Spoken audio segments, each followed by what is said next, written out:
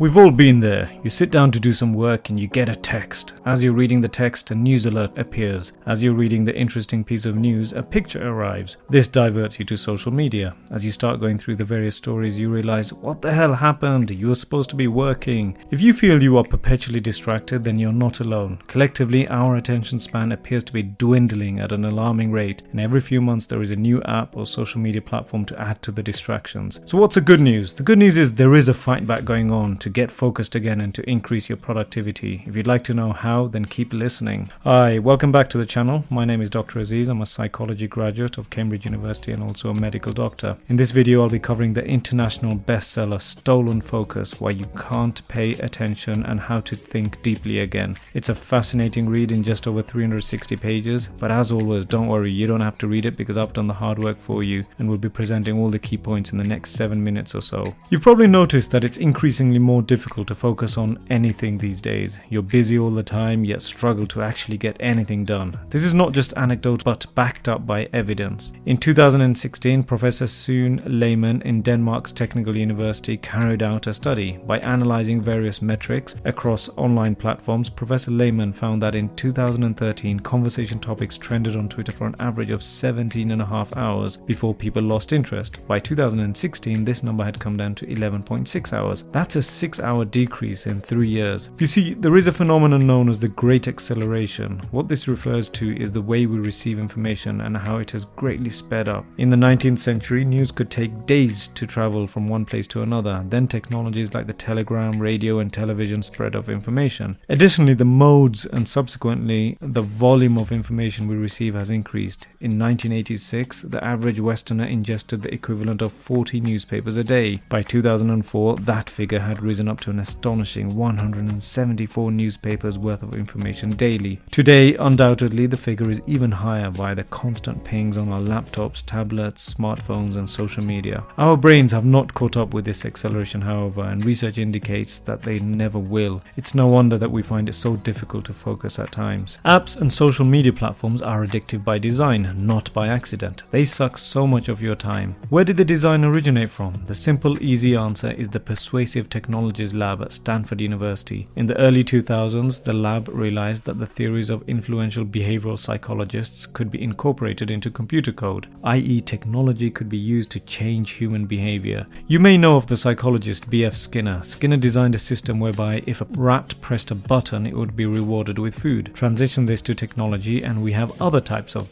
buttons. We have like buttons, share buttons, comment buttons. Those little hearts and emojis are not design quirks. They are programming designed to be addictive and rewarding for us for the time we spend on social media platforms. Alongside dopamine-inducing buttons on social media, we have something called the infinite scroll, the endless refreshing feed of content that you see on every social media. Back in the day, there were web pages, which by definition were finite. Now you have limitless information. The inventor of the infinite scroll, Asa Raskin, regretted his invention after he realized how addictive it was and that the infinite scroll induced the average user to spend 50% more time on social media platforms such as Facebook and Twitter. Add to that the algorithms behind these social media platforms. They are code behind the infinite scrolls. The algorithms do not necessarily present information in chronological order, but rather according to what the user wants to see or read about. An infinite stream of confirmation bias. Information is gathered about the user and subsequently advertising is targeted towards the users. Ultimately, it's the same old mantra: the rich get richer and the poor get poorer.